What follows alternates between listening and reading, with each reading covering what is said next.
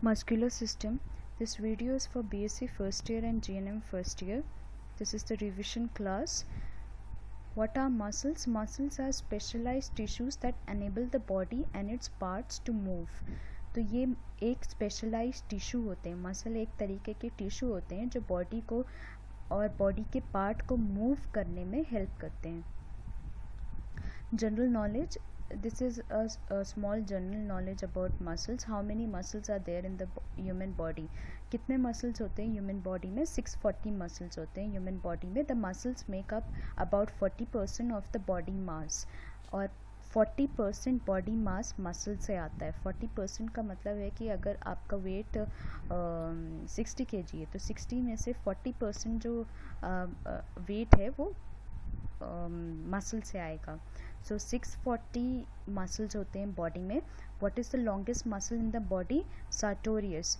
Sartorius एक longest muscle होता है बॉडी का. और ये कहाँ से स्टार्ट होता है? It runs from the outside of the hip down and across to the inside of the knee. तो हिप से स्टार्ट होकर नी तक एंड होता है ये sartorius muscle. It twists and pulls the thigh outward. और ये थाई को जो हमारी थाई होती है उसको पुल करने में और ट्विस्ट करने में हेल्प करता है. तो sartorius muscle सबसे बड़ा मसल होता है and it runs from the hip to the knee. Hip से लेकर नी तक जाता है sartorius मसल. सबसे छोटा मसल होता है स्टेपिडियस. स्टेपिडियस मसल जो ईयर्स में होता है वो सबसे छोटा मसल होता है. जैसे स्टेप्स सबसे छोटी बोन है उसी तरह स्टेपिडियस मसल सबसे छोटा मसल है. It is located deep inside the ear. It is only 5 mm long. सिर्फ 5 मिलीमीटर का है ये stapedius muscle and thinner than a cotton thread. और जो कॉटन थ्रेड होता है उससे भी ज़्यादा थिन है ये. It is involve in hearing और ये हियरिंग में हेल्प करता है. What is the biggest muscle in the body? Biggest muscle कौन सा है? लॉन्गेस्ट और बिगेस्ट में फ़र्क है. लॉन्गेस्ट मतलब कौन सा लंबा है और कौन सा बड़ा मसल है. बिगेस्ट मतलब कौन सा बड़ा मसल है? Gluteus Maximus. ग्लूटियस मसल सबसे बड़ा मसल है बॉडी का और ये हमारे बटक्स में होता है. बटक्स मतलब हमारे हिप्स में होता है. It pulls the leg backward powerfully for walking and running. और ये चलने में भागने में हेल्प करता है क्योंकि ये पैरों को पीछे पुल करने में हेल्प करता है. Gluteus Maximus. Functions of the muscle. तो मसल्स के क्या क्या फंक्शन है? मूवमेंट करने में हेल्प करते हैं. Maintenance of posture and maintenance of posture. तो पोस्चर एंड बैलेंस. ये पोस्चर को मेंटेन करने में हेल्प करते हैं. अगर मसल नहीं होते तो सही से पोस्चर हम मेंटेन नहीं कर पाते. सही पोस्चर मसल की वजह से मेंटेन कर पाते हैं. हीट प्रोडक्शन में हेल्प करते हैं. Protects the bones and internal organs. Heat production में कैसे हेल्प करते हैं मसल्स? क्योंकि जब हम मसल को कॉन्ट्रैक्ट करते हैं तो उसमें एनर्जी प्रोड्यूस होती है. एनर्जी प्रोड्यूस होने की वजह से एनर्जी जो प्रोड्यूस होती है उसकी वजह से हीट आती है बॉडी में. फिर protects the bones and internal organs. और जो इंटरनल ऑर्गन्स है बोन्स वगैरह है उन सबको प्रोटेक्ट करते हैं मसल्स.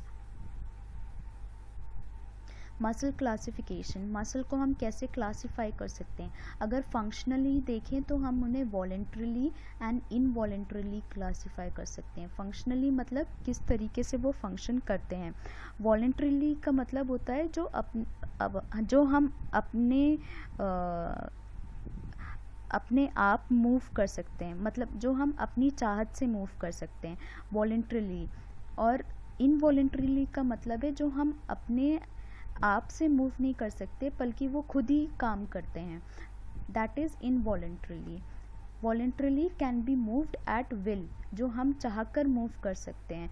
वॉलेंट्रली मसल वो होते हैं जो हम चाह के मूव कर सकते हैं. जैसे जब हमें ग्लास पकड़ना है तो हम ग्लास पकड़ने के लिए अपने मसल्स को मूव करते हैं तभी हम ग्लास पकड़ पाते हैं. तो उन्हें हम चाह कर मूव करते हैं तभी वो होते हैं. तो वो वॉलेंट्रली मसल्स हैं.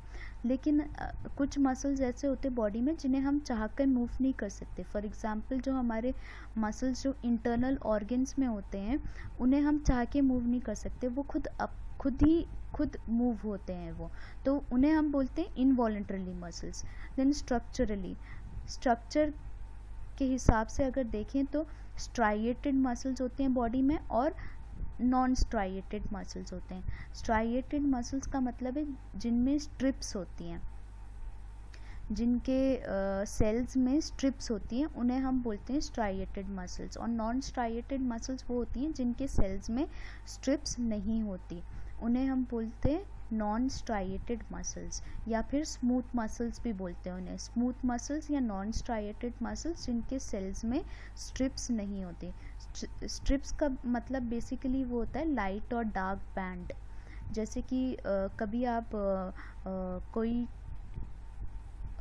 शेर की खाल वाला टी शर्ट जो पहनते हैं, या शेर की खाल वाले जो जैसे पैटर्न वाले ड्रेसेस जो बोलते हैं, तो उसमें जो लाइंस होती है उसको हम बोलते हैं strips. Black line, white line, उसको हम बोलते हैं स्ट्रिप्स। तो उसी तरह मसल्स में भी अगर जब हम माइक्रोस्कोप में देखेंगे तो कुछ मसल्स में स्ट्रिप्स होती हैं, उनको हम बोलते हैं स्ट्राइएटेड मसल्स। और जिन मसल्स में स्ट्रिप्स नहीं होती उनको हम बोलते हैं नॉन स्ट्राइएटेड मसल या फिर स्मूथ मसल्स। और 3 मेन तरीके के मसल्स होते हैं बॉडी में, स्केलेटल मसल, स्मूथ मसल और कार्डियक मसल। अब स्केलेटल मसल क्या होता है? अच्छा, पहले देखते हैं स्मूथ मसल क्या होता है। स्मूथ मसल वो होते हैं जो हमारे ऑर्गन्स में होते हैं, उन्हें हम स्मूथ मसल्स बोलते हैं। और इनकी हेल्प से, जैसे ब्लड वेसल्स में होते हैं ये, या फिर रेस्पिरेटरी सिस्टम में होते हैं, डाइजेस्टिव सिस्टम में होते हैं, और इनकी हेल्प से जो हमारे ऑर्गन सिस्टम्स है वो अच्छे से काम कर पाते हैं इन मसल की हेल्प से। Smooth muscles fibers are thin spindle shape, और ये जो मसल फाइबर्स होते हैं ये स्पिंडल शेप के होते हैं। स्पिंडल शेप का मतलब ये होता है कि बीच से ये थिक होंगे और दोनों एंड से ये थिन होंगे, इसका मतलब होता है स्पिंडल शेप। ये स्पिंडल शेप है, बीच से थिक होना और दोनों एंड से थिन होना। तो स्मूथ मसल्स जो है स्पिंडल शेप फाइबर्स होते हैं, नॉन स्ट्राइएटेड होते हैं, इसमें स्ट्राइएशंस नहीं होते, स्ट्रिप्स नहीं होते, एक ही न्यूक्लियस होता है। आप देख सकते हो एक सेल में एक न्यूक्लियस है, इसका अपना न्यूक्लियस है, इसका अपना न्यूक्लियस है। ये बीच का जो है, ये बीच का जो डार्क पार्ट है वो न्यूक्लियस है। तो हर सेल का एक ही न्यूक्लियस होता है। इनवॉलेंट्री होते हैं, इन्हें हम हम चाहकर इन्हें मूव नहीं कर सकते, ये अपने आप मूव होते हैं smooth muscles. And it contracts slowly, ये बहुत स्लोली कॉन्ट्रैक्ट करते हैं, बहुत स्लोली ये सिकुड़ते हैं। दे फटीग बट वेरी स्लोली, और ये थकते हैं लेकिन बहुत देर में जाके थकते हैं, ज़्यादा जल्दी से नहीं थकते, बहुत देर में जाके ये थकते हैं। Found in the circulatory system, circulatory system में ये कहाँ पे होते हैं? स्मूथ मसल्स ब्लड वेसल्स की लाइनिंग में होते हैं, और ये हेल्प करते हैं in the circulation of blood, blood को सर्कुलेट करने में हेल्प करते हैं। जो ब्लड वेसल्स होती हैं, ब्लड वेसल्स की लाइनिंग में स्मूथ मसल्स होते हैं, और ये स्मूथ मसल्स हेल्प करते हैं ब्लड को मूव करने में, ब्लड के सर्कुलेशन में। डाइजेस्टिव सिस्टम में कहाँ होते हैं ये? ईसोफेगस, स्टमक और इंटेस्टाइन। ईसोफेगस, स्टमक और इंटेस्टाइन्स में ये स्मूथ मसल्स होते हैं, और इनके हेल्प से खाना नीचे जाता है। ईसोफेगस के में जो ये स्मूथ मसल्स होते हैं, स्मूथ मसल्स की वजह से ही पेरिस्टाल्सिस होता है, पेरिस्टाल्सिस की वजह से खाना नीचे जाता है, और ये डाइजेशन को कंट्रोल करते हैं। रेस्पिरेटरी सिस्टम, रेस्पिरेटरी सिस्टम में जो मसल्स होते हैं वो ब्रीथिंग में हेल्प करते हैं। और यूरिनरी सिस्टम में, यूरिनरी ब्लैडर में मसल्स होते हैं, और ये यूरिन को कंट्रोल करके रखते हैं। जब कभी हमें बहुत ज़्यादा अर्जेंसी होती है, हमें यूरिन पास करना है लेकिन हम पास नहीं कर सकते, या तो हम ट्रैवल कर रहे हैं, आसपास टॉयलेट नहीं है, तो तब हम क्या करते हैं? यूरिन को कंट्रोल करते हैं। और यूरिन को कंट्रोल कैसे करते हैं? इन मसल्स की हेल्प से हम यूरिन को कंट्रोल करते हैं। Next is cardiac muscle. Cardiac muscle cells are branched and appear fused to one another, मतलब कि ये ब्रांच होते हैं। देखो ऐसा दिख रहा है ना कि ये एक सेल दूसरे सेल से मिला हुआ है, ये सेल दूसरे सेल से मिला हुआ है। जैसे ट्री के ब्रांचेस देखते हो आप, एक ब्रांच में से दूसरी ही ब्रांच निकल जाती है, उसी तरह ये कार्डियक मसल सेल्स जो है ब्रांच होते हैं। हैज़ स्ट्राइएशंस, और कार्डियक मसल में भी स्ट्राइएशंस होते हैं, मतलब कि यहाँ आप देख सकते हो ये डार्क है थोड़ा, ये लाइट है, फिर ये डार्क है, फिर ये लाइट है, डार्क लाइट, तो ये स्ट्रिप्स हैं, तो इनमें भी स्ट्राइएशंस होते हैं। लेकिन स्मूथ मसल्स के डायग्राम में देखो, इसमें कहीं पर भी लाइट डार्क नहीं नज़र आ रहा है, स्ट्रिप्स नहीं नज़र आ रहे हैं। Each cell has a central nuclei, और हर सेल में एक सेंट्रल न्यूक्लियाई होता है, एक ही न्यूक्लियाई होता है हर सेल में। इनवॉलेंट्री होते हैं ये अपनी मर्ज़ी से ही काम करते हैं, हम इनको खुद से मूव नहीं कर सकते। फाउंड ओनली इन हार्ट, और कार्डियक मसल्स सिर्फ हार्ट में होते हैं, ये स्पेशलाइज्ड मसल्स है बॉडी के जो सिर्फ हार्ट में होते हैं। Contractions of the heart muscles pump blood throughout the body and account for the heart beat, और ये जो हार्ट के मसल्स हैं इनके कॉन्ट्रैक्शन के वजह से ही ब्लड पंप होता है बॉडी में, और इनके कॉन्ट्रैक्शन की वजह से ही हार्ट बीट आती है। जो हार्ट बीट हमें सुनाई देती है वो मसल कॉन्ट्रैक्शन की वजह से ही होता है। Healthy cardiac muscle never fatigue, और कार्डियक मसल्स जो है कभी भी फटीग नहीं करते, कभी भी नहीं थकते। ये बच्चे के पैदा होने से पहले ही काम करना स्टार्ट कर देते हैं और हमारे मरने तक ये काम करते हैं। अगर कोई बीमारी ना हो तो ये कभी भी नहीं थकेंगे, लेकिन अगर कोई बीमारी है जैसे कि इनको ब्लड सप्लाई सही से नहीं मिल रहा मसल्स को, तो तब हो सकता है कि ये थक जाएं, और थकने की वजह से फिर पेशेंट को हार्ट अटैक वगैरह ये सारी चीज़ें हो सकती हैं। Skeletal muscles fibers are long and cylindrical, और इसके जो फाइबर्स होते हैं स्केलेटल मसल के ये लॉन्ग होते हैं, यहाँ आप देख सकते हो ये लॉन्ग है और सिलेंड्रिकल शेप में होते हैं। Has many nuclei, skeletal muscles के जो फाइबर्स होते हैं उन फाइबर्स में बहुत सारी न्यूक्लियाई होती है, क्योंकि ये जो स्केलेटल मसल के जो फाइबर्स हैं ये लंबे होते हैं, बहुत ज़्यादा लंबे होते हैं, तो इसीलिए इसमें जो है कई सारे न्यूक्लियाइज होते हैं। लेकिन कार्डियक मसल में एक ही न्यूक्लियाई होता है, और स्मूथ मसल में भी एक न्यूक्लियाई होता है, सिंगल न्यूक्लियाई। लेकिन स्केलेटल मसल में कई सारे न्यूक्लियाइज होते हैं एक फाइबर में, एक मसल फाइबर में। इसमें भी स्ट्राइएशंस होते हैं, स्ट्राइएशंस मतलब लाइट और डार्क बैंड। यहाँ देख सकते हो ये लाइट, ये डार्क है, ये लाइट है, ये लाइट है, फिर डार्क, फिर लाइट, फिर डार्क, ऐसे करके ये बैंड्स बने हुए हैं, तो स्ट्राइएशंस होते हैं इसमें।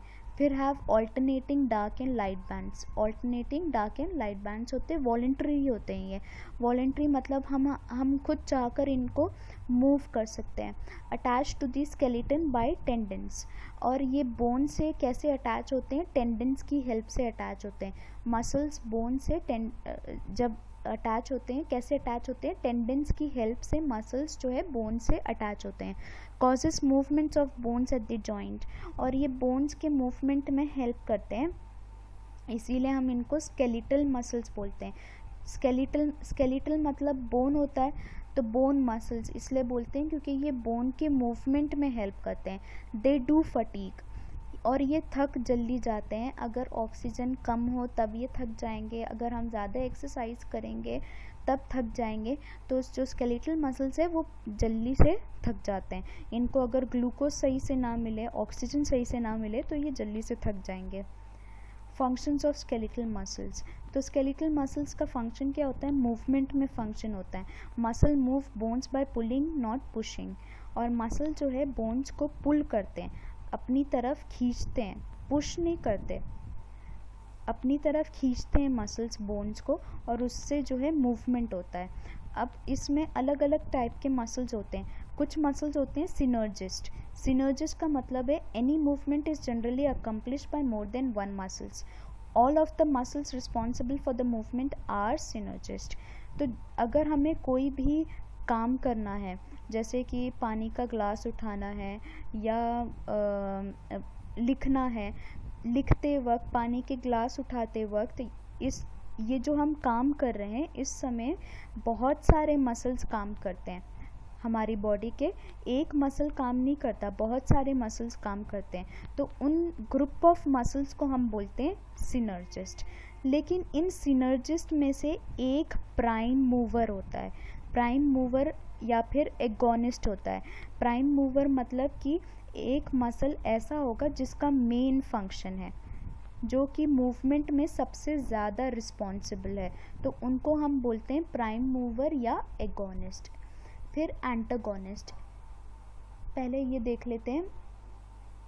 जैसे कि देखो, इसने ग्लास को उठाया और ग्लास को हाथ में पकड़ा, तो यहाँ पे बहुत सारे मसल्स हाथ के काम करते हैं एक साथ। ब्रेकियोरेडियलिस मसल काम करते हैं और बाइसेप्स भी काम करते हैं। तो एक साथ बहुत सारे मसल्स काम कर रहे हैं। लेकिन जो बाइसेप्स है वो मेन मसल है, वो प्राइम मूवर है, वो सबसे ज़्यादा रिस्पॉन्सिबल होता है इस मूवमेंट में। मतलब पानी के ग्लास को उठाने में सबसे ज़्यादा रिस्पॉन्सिबल बाइसेप मसल्स होते हैं। तो इनको हम बोलते हैं प्राइम मूवर या फिर एगोनिस्ट। और सिनर्जिस्ट उन्हें बोलते हैं जो प्राइम मूवर की हेल्प करते हैं, मतलब उन सारे मसल्स को बोलते हैं जिनकी वजह से मूवमेंट पॉसिबल हुआ है। लेकिन एक मेन मसल होता है जो रिस्पॉन्सिबल होता है पूरे मूवमेंट के, और उन्हें हम बोलते हैं बाइसेप्स, प्राइम मूवर या एगोनिस्ट। फॉर एग्जांपल बाइसेप्स, इस केस में एग्जांपल है बाइसेप्स। एंटागोनिस्ट, एंटागोनिस्ट क्या होते हैं? Muscle and muscle group usually work in pair.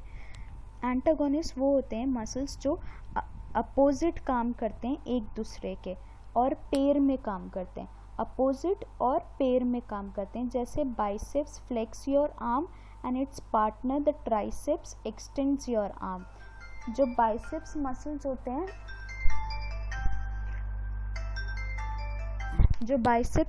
होते हैं, वो आर्म्स को फ्लेक्स करते हैं, मतलब आर्म्स को मोड़ते हैं। और जो ट्राइसेप्स मसल्स होते हैं वो आर्म्स को या हाथ को सीधा करते हैं, एक्सटेंड करते हैं। तो ये दोनों एक दूसरे के अपोजिट एक्शन कर रहे हैं, अपोजिट काम कर रहे हैं, और ये पेयर में भी काम करते हैं। तभी हम हाथ को मोड़ पाएंगे या हाथ को सीधा कर पाएंगे। देखो, जब हम हाथ को मोड़ते हैं तो बाइसेप मसल काम करते हैं, और इसी के पीछे ये ट्राइसेप मसल्स है। और जब हम हाथ को सीधा रखेंगे तो ट्राइसेप मसल्स कॉन्ट्रैक्ट होंगे, और जब हम हाथ को मोड़ेंगे तो बाइसेप मसल कॉन्ट्रैक्ट होंगे।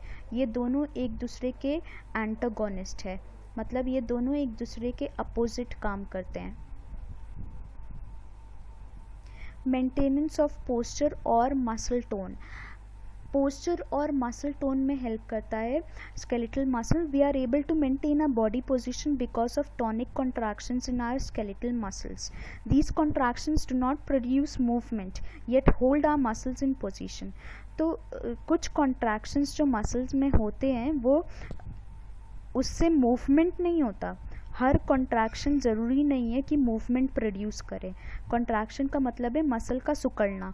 जब मसल सिकुड़ते हैं तो मूवमेंट होता है, लेकिन कभी कभी ऐसा होता है टॉनिक कॉन्ट्रैक्शंस। टॉनिक कॉन्ट्रैक्शंस का मतलब है मसल सिकुड़ तो रहे हैं पर उससे मूवमेंट नहीं हो रहा है।